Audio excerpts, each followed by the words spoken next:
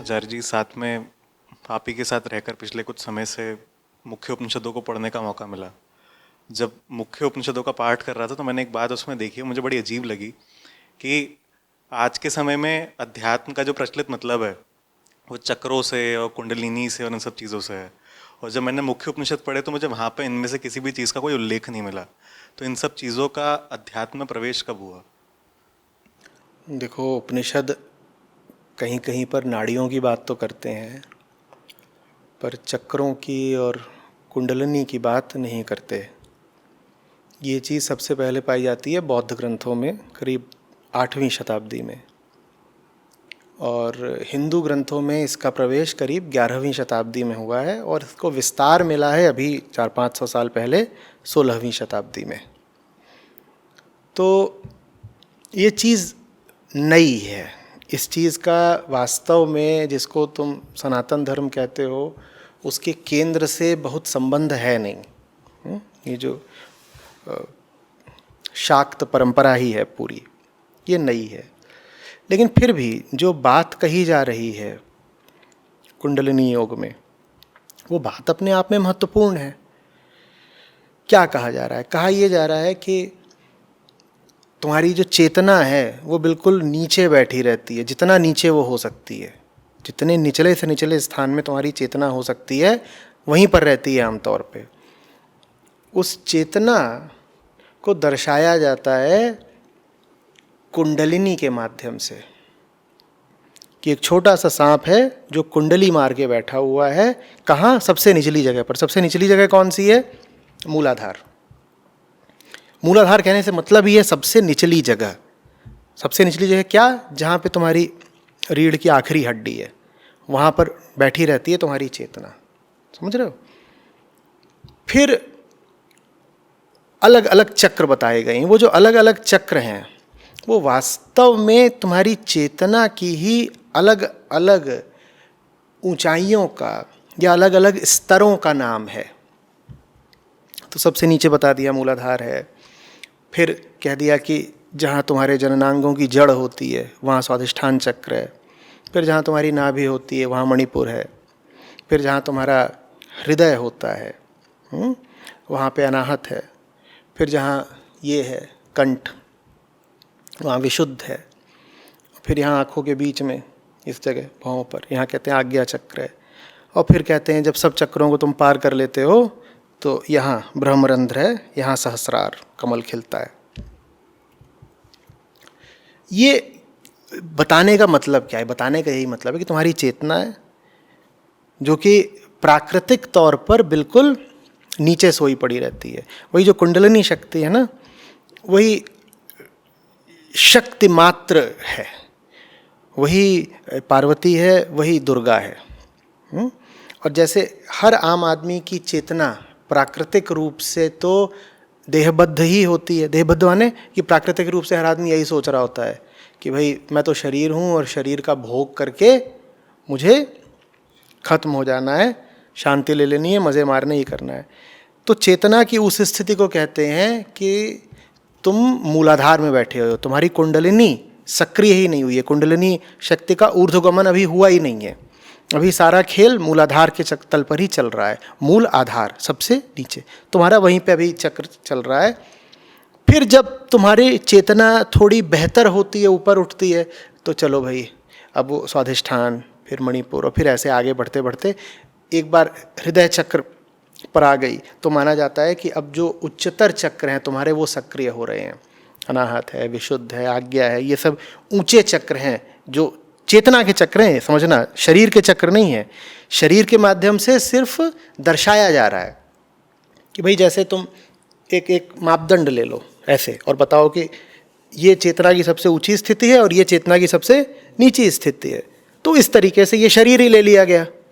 तुम एक डंडा ले करके, एक हाँ इलस्ट्रेशन के लिए तुम एक अगर इसी बात को एक स्केल ले करके, है ना, एक मापदंड लेकर के भी समझा सकते, तो उसके लिए तुम्हें शरीर लेके ही समझा दिया कि समझ लो ये शरीर है, तो ये मूलाधार है, ये सहस्रार है, और मूलाधार और सहस्रार के बीच में और चक्र होते हैं, और तुम्हारी चेतना को यात्रा करनी है।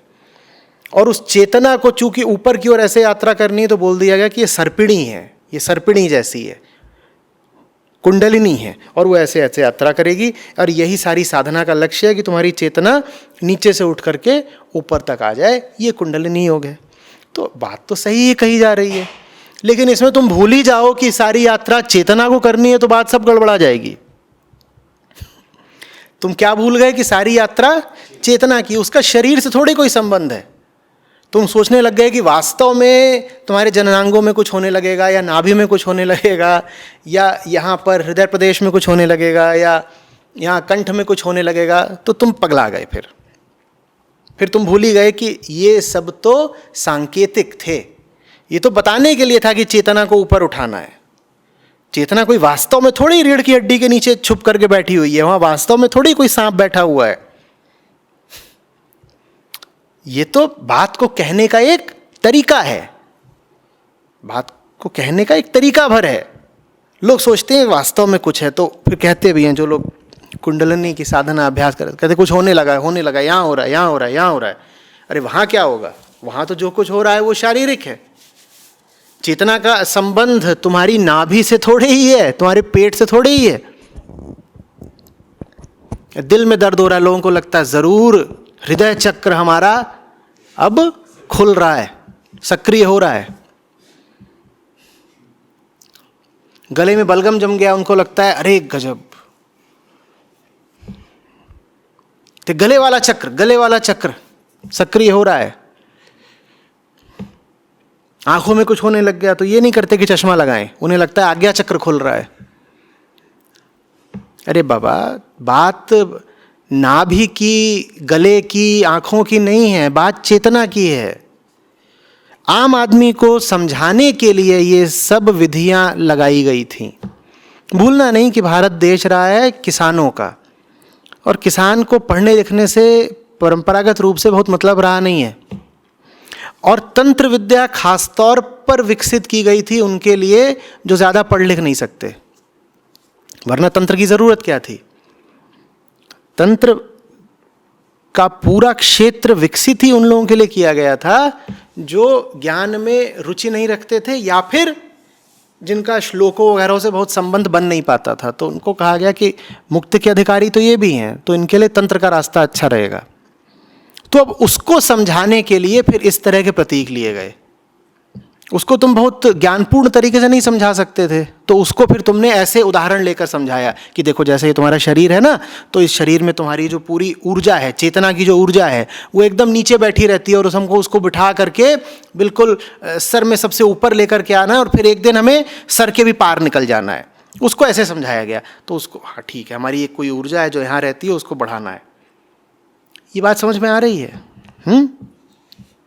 तो ये है, इसका कोई शारीरिक आयाम बिल्कुल भी नहीं है।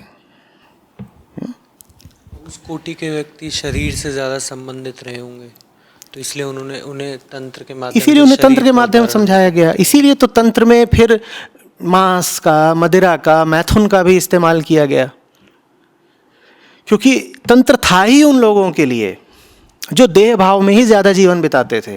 तो उनको फिर जो प्रतीक भी बनाकर दिखाया गया, वो देह का ही बनाकर दिखाया गया कि एक चक्र देह में यहाँ होता है, एक चक्र यहाँ होता है, एक चक्र यहाँ होता है। तो इस तरीके से प्रतीक बनाकर दिखाए गए। अब जो प्रतीक विकसित किए गए थे बिना पढ़े लिखे लोगों के लिए, उन प्रतीकों में आज पढ़े लिखे लोग भी फंसे हुए हैं, और उनको लग रहा है कि वास्तव में पेट में कुछ हो रहा है, चक्र सक्रिय हो रहा है। सबसे उच्चतम साधना जो है वो बातों वाली है, ज्ञान साधना। वो तो है ही, क्योंकि तुम्हें बातें ही तो परेशान कर रही हैं। सो जाते हो तो परेशान रहते हो क्या? तो तुम्हारी सारी परेशानी क्या है? बातें। जगते हो जैसे ही वैसे ही दिमाग में बातें सक्रिय हो जाती हैं। सारी परेशानी बातों माने विचारों की ही तो है। बात माने विचार। तो उच्चतम साधना, या ऐसे कह लो कि सबसे सीधी, सबसे डायरेक्ट साधना तो यही है कि बात समझो, बात सुनो, बात समझो, काम हो गया। हाँ हाँ हाँ हाँ। देखो कौन सी विधि सबसे बढ़िया उपयुक्त है, ये जानने के लिए बार बार तुम्हें पूछना पड़ेगा कि समस्या क्या है। समस्या है मन की अशांति, और मन की अशांति का ही नाम है विचार। मन में विचारों की जो उहापोह कोलाहल चलता रहता है, वही तो समस्या है। तो जब विचार माने बात ही समस्या है, हर विचार कुछ कह रहा है, माने हर विचार एक बात है, जब विचार ही समस्या है तो सबसे अच्छी विधि बात ही है। हाँ, जिन पर बात नहीं चलती या जो बात समझने के काबिल ही नहीं होते, उनको फिर बच्चों की तरह दूसरे प्रतीक बनाकर समझाए जाते हैं। वो प्रतीक भी वास्तव में तुम्हें एक बात ही बता रहे हैं, लेकिन जब कोई चीज़ पुरानी पड़ जाती है, कोई प्रतीक, कोई उदाहरण बहुत पुराना पड़ जाता है, तो फिर उसका दुरुपयोग होना शुरू हो जाता है। दुरुपयोग होना भी शुरू हो जाता है और लोग उसके बारे में भ्रमित भी हो जाते हैं। लोग सोचने लगते हैं कि वास्तव में चक्र होते हैं, वास्तव में कोई शक्ति ऊपर को बढ़ती है, वास्तव में यहाँ रीढ़ की हड्डी का इस्तेमाल करके कोई शक्ति ऊपर को बढ़ेगी। नहीं, ऐसा कुछ नहीं है। आपकी रीढ़ में खुजली हो रही है तो वो पूरी शारीरिक बात है, उसका चेतना के ऊर्ध्वगमन से कोई संबंध नहीं है।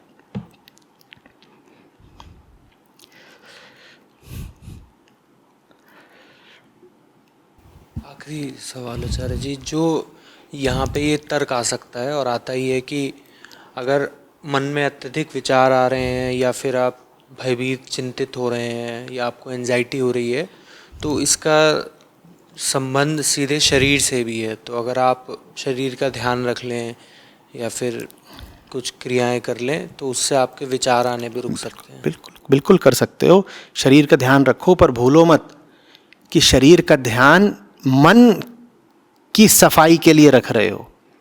ये ना हो जाए कि शरीर का ध्यान रख रहे हो, शरीर को पोषण दे रहे हो, शरीर की सफाई कर रहे हो और मन की हुई नहीं। मैंने साफ साफ कहा, हर चीज़, हर क्रिया, हर गतिविधि, हर कर्म अपने आप में ध्यान की विधि है और हो सकता है अगर सही नियत से उसका इस्तेमाल किया जाए तो। अगर शरीर की इसलिए कर रहे हो ताकि मन साफ रहे तो बहुत अच्छी बात है, नहीं तो फिर वही हालत होगी कि मीन सदा जल में रहे और धोए बास न जाए। नहाए धोए क्या भया, जो मन मैल न जाए, और मीन सदा जल में रहे धोए बास न जाए। बिल्कुल नहाओ, जो करना है करो, लेकिन जो भी करो याद रखो कि वास्तव में वो किस लिए कर रहे हो। वो इसलिए कर रहे हो ताकि मन साफ रहे, मन पर बोझ ना रहे। अगर ये उद्देश्य याद है तो फिर जो कुछ भी करोगे सही चुनाव करके करोगे और उसका परिणाम भी सही होगा।